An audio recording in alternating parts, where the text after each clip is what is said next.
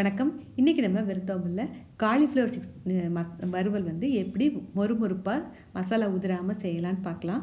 இதுக்கு 400 கிராம் அளவுக்கு காலிஃப்ளவரை நல்லா கழுவி இந்த மாதிரி பூக்களாக பிரித்து ரெடியாக எடுத்து வச்சுருக்கேன்.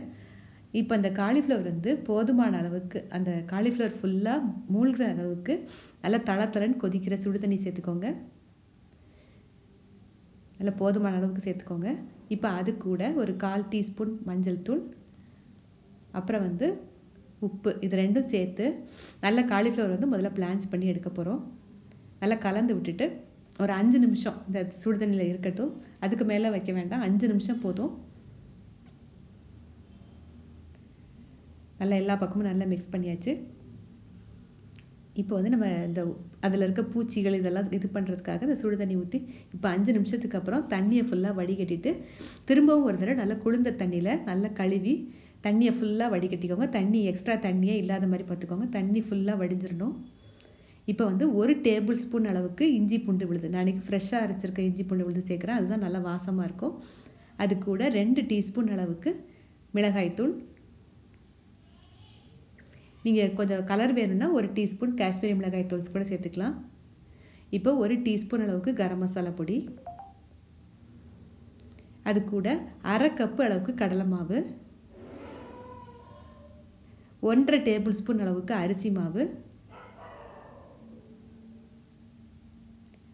அது கூட 1 டேபிள் ஸ்பூன் அளவுக்கு கார்ன்ஃப்ளவர். உப்பு நம்ம ஏற்கனவே காலிஃப்ளவர் சேர்த்துருக்கோம், அதனால இந்த மாவுக்கெல்லாம் கவனமாக தேவையான அளவு சேர்த்துக்கோங்க. இப்போ தண்ணி எதுவும் சேர்க்க வேண்டாம். முதல்ல நம்ம நல்லா இந்த மாவு, காலிஃப்ளவர், இஞ்சி பூண்டு விழுதெல்லாம் நல்லா மிக்ஸ் ஆகிற வரைக்கும் கொஞ்சம் நல்லா கைகளால் பரட்டி விட்டுக்கோங்க.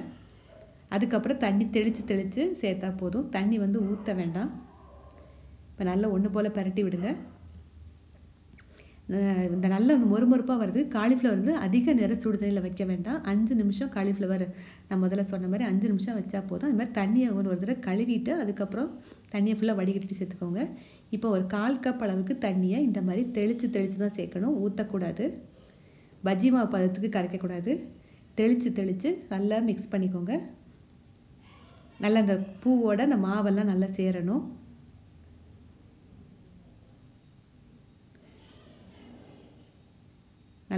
நல்லா சேர்த்த பிறகு உங்களுக்கு அந்த மாவெல்லாம் நல்லா ஒன்று போல் மிக்ஸ் ஆகிடும்.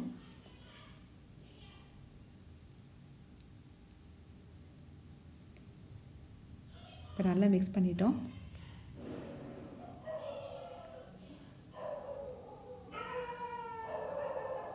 காலிஃப்ளவர் இதுக்கு ஃப்ரெஷ்ஷான காலிஃப்ளவர் தான் இந்த இந்த வறுவலுக்கு நல்ல டேஸ்ட்டாக நல்லாயிருக்கும். ஃப்ரிட்ஜுக்கு போயிடுச்சுன்னா அந்த காலிஃப்ளவர் டேஸ்ட் வேறு மாதிரி தான் ஆகும். இப்போ நல்லா ஒரு 15 நிமிஷம் மூடி வச்சுருங்க. இந்த மாவெல்லாம் நல்லா காலிஃப்ளவரோட மேரினேட் ஆகட்டும். இப்போ எண்ணெய் நல்லா காஞ்ச உடனே கொஞ்சம் கேஸை குறைச்சிட்டு மீடியமாக வச்சுக்கோங்க. இப்போ ஒவ்வொரு பூக்களாக சேர்த்துட்டு காலிஃப்ளவர் வறுவலுக்கு நீங்கள் காலிஃப்ளவர் போட்ட உடனே திருப்பக்கூடாது. கொஞ்சம் எல்லா பக்கமும் கீழே எல்லா பக்கமும் நல்லா வெந்த பிறகு மெதுவாக திருப்பி விடுங்க. போட்ட உடனே திருப்பினா அது உங்களுக்கு மொறுமொறுப்பான காலிஃப்ளவர் ஃப்ரை கிடைக்காது. கொஞ்சம் டைம் கொடுக்கணும்.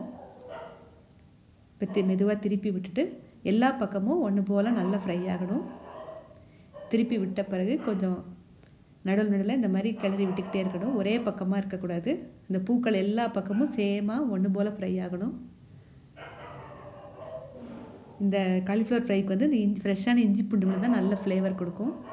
நீங்கள் மேக்ஸிமம் ஃப்ரெஷ்ஷான இஞ்சி பூண்டு விழுதே சேர்த்து செஞ்சு பாருங்கள் இந்த காலிஃப்ளவர் ஃப்ரைக்கு.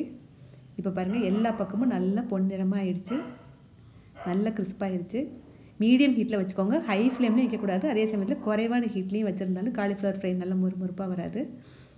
நீங்களும் இதே மாதிரி அளவுகளோட இந்த காலிஃப்ளவர் வறுவலை செஞ்சு பாருங்கள். நன்றி, வணக்கம்.